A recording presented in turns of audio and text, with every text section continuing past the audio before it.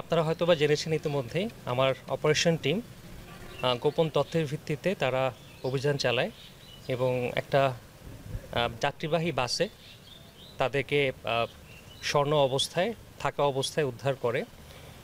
তো আপনারা হয়তোবা দেখেছেন এখানে প্রায় 2.6 কেজি পরিমাণ সোনা রয়েছে, প্রায় 25টি বারে ছোট্ট ছোট্ট টুকরো করে তারা বেল্টে বহন করছিল। তা আমরা পরে উদ্ধার করতে পারি। তো এটি অবশ্যই দেশীয় প্রেক্ষাপটে আমাদের রাজস্ব যে বিষয়টি রয়েছে, যে কোনো স্বর্ণ পরিবহন এবং চোরাচালান এইভাবে করাটা আইনত দণ্ডনীয় অপরাধ। দেশের ক্ষতি হয়, দেশ এখান থেকে একটা শুল্ক থেকে বঞ্চিত হয়। পাশাপাশি এই স্বর্ণগুলো যাচ্ছিল ভারতে, যেটা আমাদের জন্য অবশ্যই বৈধ পন্থায় যাওয়ার কোনো এক্সাম্পল হতে পারে না।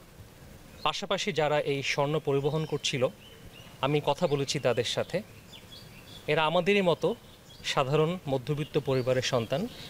তো এদেরকে যারা ব্যবহার করছে, যাদের কারণে তারা এই কাজের সাথে ইনভলভ হচ্ছে, ওই ন্যায় অন্যায় বোধটা তাদের ভিতরে একটু কম আছে আমার কাছে মনে হয়।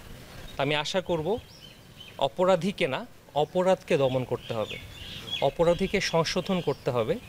বিশেষ করে যারা মেইন সাপ্লায়ার, যারা এটাকে ফিন্যান্স করছে, তাদেরকে আমাদের অবশ্যই প্রতিহত করতে হবে।